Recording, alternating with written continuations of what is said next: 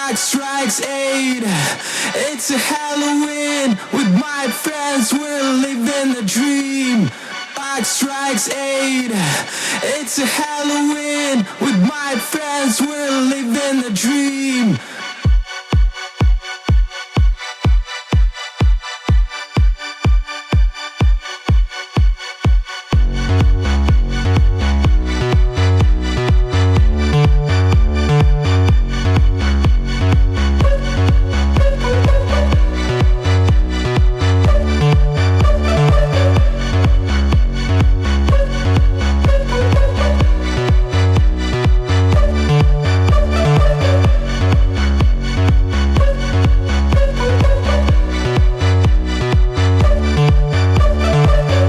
It's Halloween Haveit review. How Yeah, did you like this show? from top to bottom, I loved it. This show was really good. Yes. And like we do all the time, we go from back to front. And it started off, ended with Ricky Saints taking on Trick Williams for the world title. This was a Yes. pretty good match. Hmm. I'm just not okay with Ricky's finish. Cause like I'm so used to the Rochambeau that like this swinging DDT is just like, oh, that's the finish. Okay. I get it in a sense because I don't think he could get tricked with it. Because he damn sure couldn't get over with it. Yeah, no, I get it, but like, okay, make a better move because like a swinging DDT is just like a move you do just like in the middle of the match. It's like Yeah. for it to be his finish, that's what fucks it up. It's like, what the fuck? That's the finish? Yeah. Because it feels like just like a regular move, and for it to be now to finish is just kind of like, oh, okay. Yeah. It could But probably come up with something way better. But, you yeah, know, maybe time will come and he'll have something better. Just maybe a placeholder for the new Rochambeau. yes. Then we had the Broken Rules match where it was the Hardys versus Dark State, and Jeff has got to stop. Jeff has got to stop. Seriously, man, Jeff has got to fucking stop. Like, he did a fucking swanton onto one of the Dark State guys, but they moved and he just went straight through two tables. And Jesus. You know that saying, getting too old for this shit. He's getting way too old for this shit. Yeah, and then they got him back in the ring, and he was the one who went through the tables in a fucking. This was actually kind of cool because Dion Lennox was on the outside. He got on a ladder, and Osiris had Jeff in the inside. It was a table behind him. And Dion jumped from the ladder on the outside, in the inside, Doomsday Device, Jeff through the table, pinned him 1, 2, 3, while Matt was tied up in a tree of well. Yeah, Like if I that was have like, like two gripes with these two matches, the uh-huh. Ricky one, there Hmm. was no challenger after that. I don't like Yes. that. This one, it seemed like we're gonna have the same champions again. Like I'd rather it be the other two. Like switch it up. So the only good thing about that with the challenger thing, we had Dion, I mean not Dion, Leon and Javon say that they want to challenge for the tag titles because they got beef with Dark State. Yeah, I'm down for that. Yes. And did you notice that Jeff Hardy, his face paint was fiend-like? Uh-huh. He seems So to like do a lot of tributes to him. yeah, so that was cool. Yep. And then we had the women's title match, and it was Tatum Paxley versus JC Jane. And this match was good. Then at one point, the Cullen and Fatal Influence got kicked out. So they're gone. The match is still going. Then the Cullen comes down and Fatal Influence like beat up the guys. And the refs are all distracted. And Izzy then gets in the ring and she has the title. And Tatum just has that look of sadness, like, oh my God, you're gonna hit me. And she leans back like this. I'm not gonna lie, it doesn't like I don't know if she was gonna hit her or JC because JC was behind her, but she leaned back and JC knocked the shit out of Izzy before anything could happen. Before anything could happen, JC knocked it out. And then Tatum hits the cradle to the grave or whatever it's called. I like that name actually. Cradle to Grave. Yes. And Tatum pinned JC Jane to become the new women's world champion. Did not see that coming. Me neither. Like I predicted it, but like going through the match, I didn't see that. I didn't see it happen in that way. Yeah, So then we had Zarya versus Blake for the North American title. And they did a spot in this that I was like, okay, that's actually genius because Zarya was on the outside. Blake had her run into the steps and she fucked up her shoulder. And so Blake's in the ring and so Soul's outside and Zarya's holding her shoulder. She's like, ah, my shoulder, my shoulder. So all of a sudden, Soul just from behind just pushes her right into the fucking what is that thing called? Post. the Pushes her post. right in the post. Yeah, And it pops her shoulder back in the socket. And everybody like literally got because we thought, oh my god, she fucking fucked her up. It was like, no, she helped her. So Zarya got back in the ring. And then they did this other cool thing where they was on the outside and Blake just casually tripped fucking Soul. Soul went down. They got in the ring, and Zarya realized Soul is down. She's like, "Oh my God, Soul!" And because she did that, Blake caught her. 1, 2, 3. Blake is now the new North American champion. I think that spot, the post spot, even the commentators were kind of fucked up about it. Yes, like it was so good because it was done like it was like we all know like all right she's gonna turn and we thought oh my God she turned but it wasn't. It is like, okay, that was actually smart. Yep. Like I didn't see that coming. I was like, okay, that's kind of smart. So then we had Miles talking to Ava, and Miles was like, "Yo, I want to fight Josh Briggs."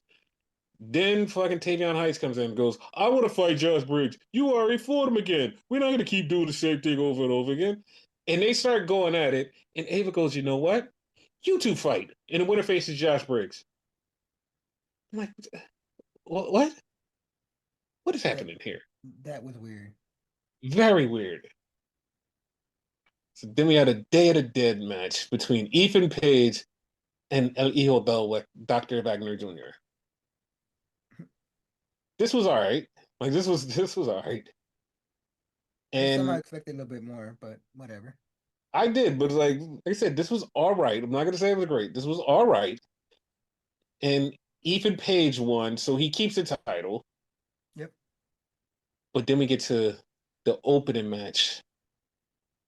Okay. this is this was this was the match. This set the tone from the show, and this is why this whole rest of the show was great Yes. because you had Javon and Leon versus Mr. Iguana and La Parca, and they fucking killed it. I told you that they'll be lucky they didn't play his fucking Saturday Night Main Event on the same day, because there's no way in hell they could like do better than that one match alone. Yes, because this match was so fucking good. Like this match was just, I was like, yo, I don't even know what the fuck they go. Yeah. So that was that. Then we had Collision. Hangman came out and was talking. He's mad about Joe. And Joe, you piece of shit, you fucked me over. Like we were supposed to be friends, and I would have gave you another title shot. Blah blah blah. And he was mad. And like they fucking retcon the shit out of that real fast because at the end of the show they go on Dynamite. We're doing a four-way between Bobby Lashley, Ricochet, Hook, and Samoa Joe, and the winner takes on Hangman at Full Gear. And I'm like, Hangman just came out pissed off about Samoa Joe, and you're going to throw a four-way where Joe has to win. And this is the bad part. This is an AEW trope. when you have that kind of a story and then you do a four-way or a multi-person man match, they always never give you the person that has beef with that person. It's just Yep. somebody else. You're like, what? Like what is happening? Or wind up being a multi-person match without the person that's supposed to be in it, which in this case is Joe. Like I swear to God, this is gonna be so like if they don't let Joe win, I'm gonna be mad because it's like, what the fuck is the point? Like Yeah. this is so it'll be so stupid. But like AEW has done this before, and it's like you just go right to the match and then like have like a little stipulation or something, and it'd be like, okay, fine, but do not just like fuck this up like always. They will. So then we have Pac versus Ishii, and I'm just really not used to Pac in a singlet, and it's so creepy because like he's so muscularly, and then you have this singlet, and it just looks weird. It looks so creepy. I'm like, oh, And then a and haircut. yeah, that too. And this was a really good match. And Pac winds up beating Ishii because all of the Death Riders is out there. So yeah, like I said on the other podcast, I'm kind of leaning to this being Death Riders versus the conglomeration at Blood and Guts Yeah. because it felt like that was it. It felt like watching this is like, oh, this is where they're going. And then right after that, they promoted Blood and Guts, but then also we had Mina Shirakawa versus Thekla, and this is an okay match. Thekla beat Mina. It was like I said, it was a match, but like, yeah, it just reminded you that hey, blood and guts are coming, and we're gonna have a women's blood and guts. I don't know if Mina's gonna be in it, but we're gonna have a women's blood and guts. Okay, sure. Why not? I don't know, but like they announced blood and guts is in like 2 weeks, so that's weird. And Yeah. then they did something that like truly pissed me off and made me even more angry Okay. because they had Ty J. Ty J's in the back, and then all of a sudden Nixon Newell and Alexis comes up, and they say, Ty J, you guys kind of suck, and we're new here, and we're a tag team. And I'm like, why didn't they just put them in a tag team tournament? They could have took out Alex Windsor and Rio and put them in. It's like they're brand new. They're a tag team. You could have done something with them. It's Nixon Newell. You're putting her in fucking AEW. You should have put her in this tournament.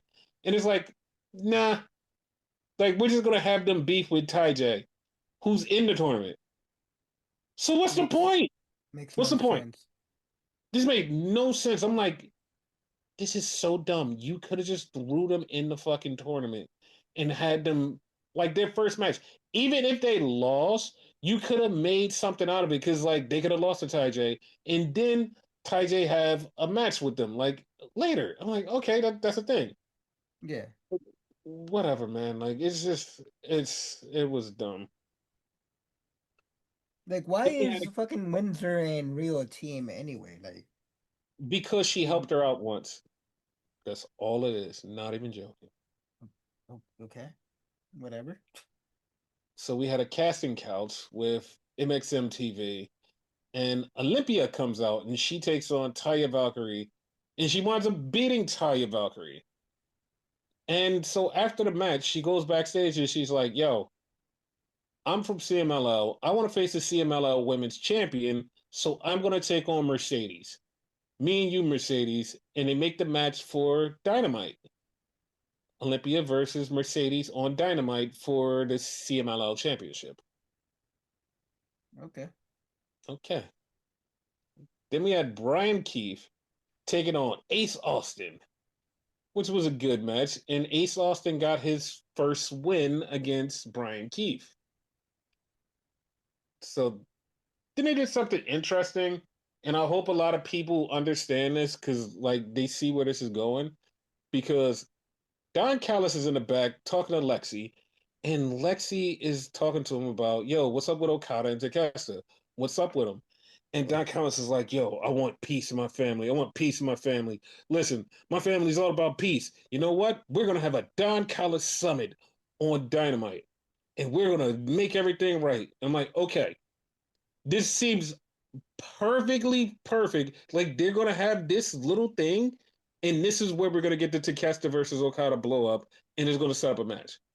I feel like this is what's going to happen and I feel like that's the perfect thing so everybody can shut up about how they wanted at Wrestle Kingdom for no fucking reason. Like I feel like this is the perfect thing. Also, when groups do this shit, when is it ever a good thing for the group? Exactly. Then we had the Outrunners and Dalton Castle, and they're doing their thing, but the not acclaimed are talking back there and they're yelling at each other. So they tell them to shut up and they start beefing. So it looks like it's going to be the Outrunners versus the not acclaimed soon. Are they not acclaimed faces? No, they're heels. They're straight up heels. Oh, okay. And then we get what is his name? Griff Garrison. His name is Griff fucking Garrison. Taking on Hook. And it was like a 3 minute match. Hook just choked him the fuck out with the red rum. It's over. And Eddie Kingston was out there with his chair, making sure nobody got involved. Okay. I was a little Like, bit fucked up because I haven't seen Griffin in a while. I feel yeah, no, he's part of the frat boys.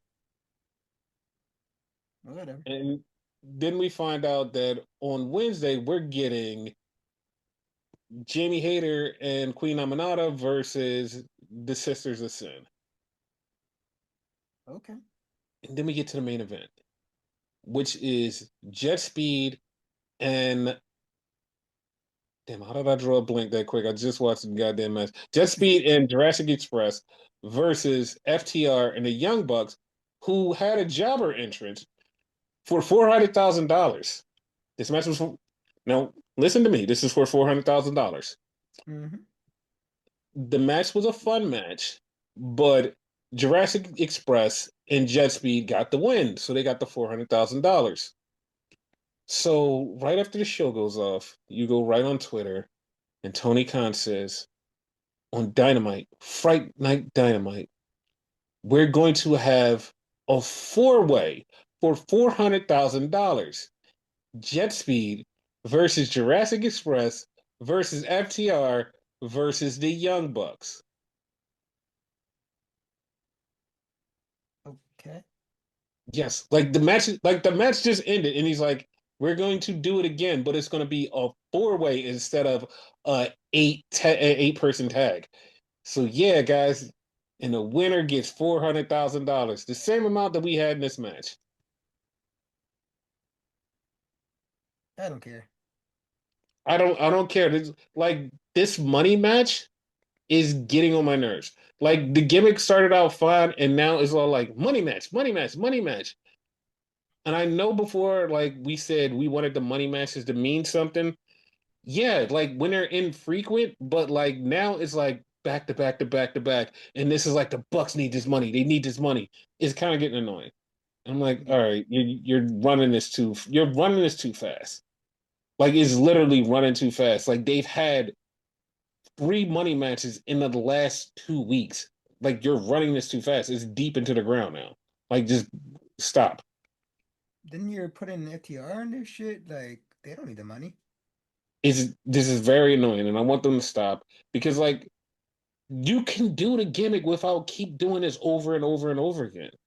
It's Mm-hmm. like it's dumb, but it is what it is. So then we get go to SmackDown, and it starts off with Jimmy talking to Cody, and in the background, Drew's there, and Jimmy's like, "Yo, I want to kick Drew's ass because he beat up Jacob. He took him out. Like I ain't gonna let nobody do that to my family. I'm gonna kick his ass." And I'm saying the same thing. Like we all believe it's Drew, but what if it's not Drew? So what the fuck is the point? I think it was Cody. I don't listen. It might be, but it's really fucking weird that it's just like everybody believes it's Drew, and So Cody's out there talking shit about Drew, and he's like, "Yeah." He was like, "I fucked up and I hit him with the title, but I was angry." And then Drew was like, "No, you just didn't want to lose to me." And as Drew was talking, then Jimmy comes out and jumps on Drew, and they start fighting, and that basically sets up the match for later. And hey, I mean, we're getting that match, but there's a lot that has to be filled in here. If like I don't think Drew did it. Like I don't think Drew did it. I'm not even gonna lie. I don't think Drew did it. Me neither. So they get to the back, and Nick Aldis is just going, "Hey, you two got to stop fighting. You know what? No DQ match later on." So then we had my favorite Teletubbies come out, and they came out to have a tag match, but they were having a tag match against Nakamura and Phoenix, which actually came out looking like a team. I was like, huh, I kind of like that. yes. So that kind of leads credence to my War Games theory, but Meltzer said, no, no, that's not happening. They're still going with Division versus a CM Punk and Roman Reigns team at War Games. And I'm like, that makes no sense. Like, none of that makes any sense. Like, there's two people in the division, three if you add Brock Lesnar, and four if you add Austin Theory, which none of that has happened yet. And we're like a few weeks away from Survivor Series. There's no team for Roman in them.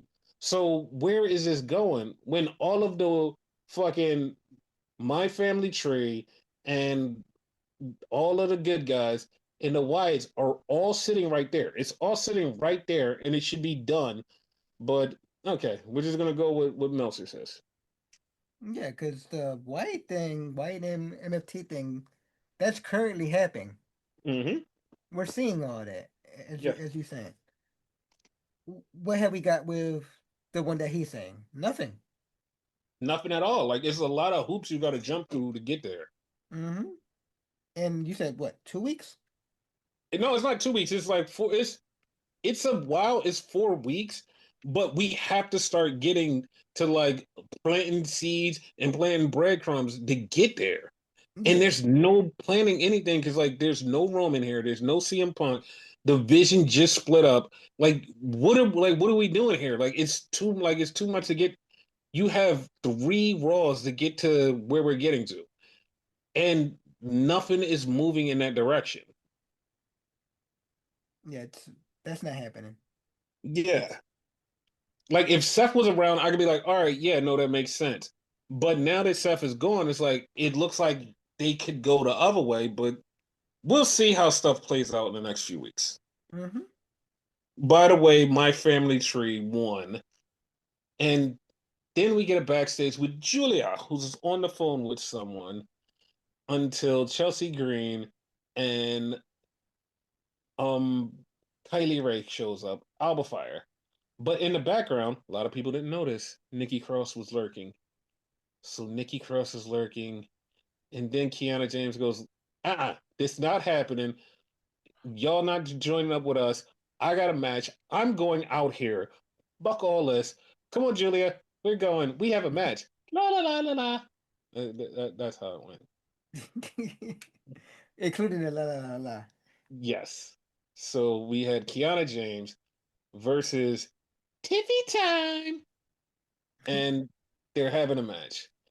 The match is going, and this was actually a really good match because I was like, at first I was like, oh, this is gonna be a nothing match, and it's like, no, they're both wrestling. Like, oh shit, they're both wrestling. This is good. Yeah. It was really good. Yeah. So after the match, Julia got in the ring, start beating up Tiffy because, of course, Tiffy beat Kiana.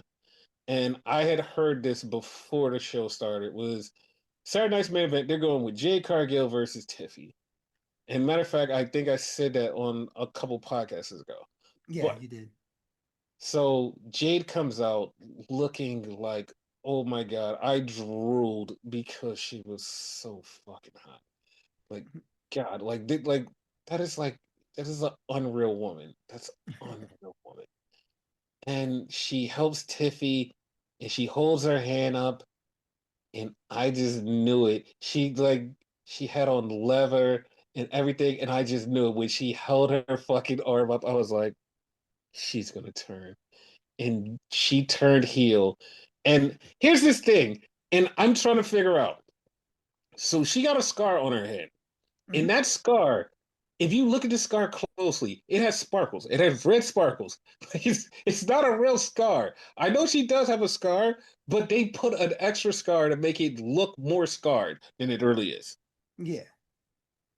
And she beat the dog shit out of Tiffany. She beat the dog shit out of her, held the title, and walked off and destroyed her. So yeah. Then we had a backstage with Sammy and Ilya Dragunov, and they're talking, and he's like, he was like, yo, I beat you last week, all good. And then Sammy, like, Ilya goes, yo, listen. I want to keep this thing going. I want to keep the open challenge going. And I'm like, this is exactly what I said last week. They need to keep the open challenge going. And it's like, yeah, I'm going to keep the open challenge going as long as I got the title. Like, this is what they need to do. And yeah, so then we get Jade Cargill again. And she said, they told me to be patient. They told me to wait, but I'm not waiting anymore. I'm taking what I want. Damn right. Yep. So then Ilya comes out for his match, and the open challenge is answered by fucking Aleister Black coming out with Zelina that has a new entrance. I don't like it. And I don't like it.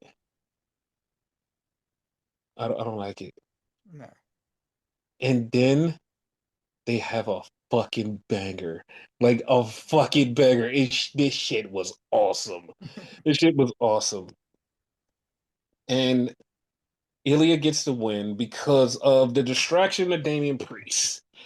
And I just screamed extremely loud because I fucking want this to be done. It seems like they have no fucking direction on fucking SmackDown because they're going back to fucking Damian Priest and Aleister Black, which I thought was over after the last man standing match, but hey, fuck it. Like, okay, you're going with Damon Priest versus Aleister Black again, but now Black has Zelina. What's gonna be Damien Priest's thing? Something, anything, not this. Just leave it alone. Like fuck, like stop going back to the same shit. Like let people advance. Because then they did something that seemed like an advance, but it's still a fucking same thing. Because like Kathy Kelly is talking to Mello, and she's like, "Yo, what's up with you and the Miz?" He's like, "Yo, after last week, we're 1-1. We squared this shit up. It's over. No more between me and you, Miz." And Miz wasn't there, so I know that means when the Miz comes back, it's gonna be Miz and Mello, more of the same bullshit. So then the dude from Pretty Deadly comes up, and I don't like this gimmick because I know what they're doing with this gimmick. The whole gimmick is, oh, he's against toxic masculinity. Toxic masculinity is ruining things. And it's like, you guys are doing this as a fucking joke. Like, like you're trying to be like, oh, toxic masculinity is such a funny thing. Ha ha ha. And it's like, this is stupid. Like this is really fucking stupid. It's stupid and it's just dumb. I don't like it. At least they're giving the kids something to do, though. It's stupid. So then we get a thing that happened like with so many things happening at once. Ilya Dragunov is walking. He bumps into Axiom, and Axiom is talking about having a match against Ilya Dragunov. And Nathan Frazier is right there with him. So Dragunov goes, all right, you know what? Like, if you answer the open challenge, you answer it. Fuck it. He walks off. Then DIY comes up and starts talking shit to Nathan Frazier and Axiom.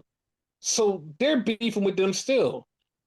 Then Fraxium turns around again, and then here goes Tamatanga, and he goes, "Shh, yeah," and then walks off. And I'm like, so much shit happened in this one little segment in 3 seconds. Like, who's beefing with who? I was so baffled, but like I'm kind of like intrigued, a little intrigued. So Then we get it backstage with Charlotte and Alexa, and Nia walks up, and Nia's like, Charlotte, watch her back because she's gonna turn on you like she turned on me because I was her friend, and then she turned on me. She doesn't like me. And so Alexa was like, you know what? Um, I'll see you in the ring next week. And Nia goes, all right, do you see me in the ring next week? All right. Oh, okay. Yeah, that That shit was was fucking weird. very weird. So then we had the main event, was Drew versus Jimmy. And Drew beat Jimmy, which you're not gonna have Jimmy win because Drew's going for the title next week. And then Cody came in, cleaned everything out, and that was SmackDown. It was okay. Yeah. So that's the show. Do you have any last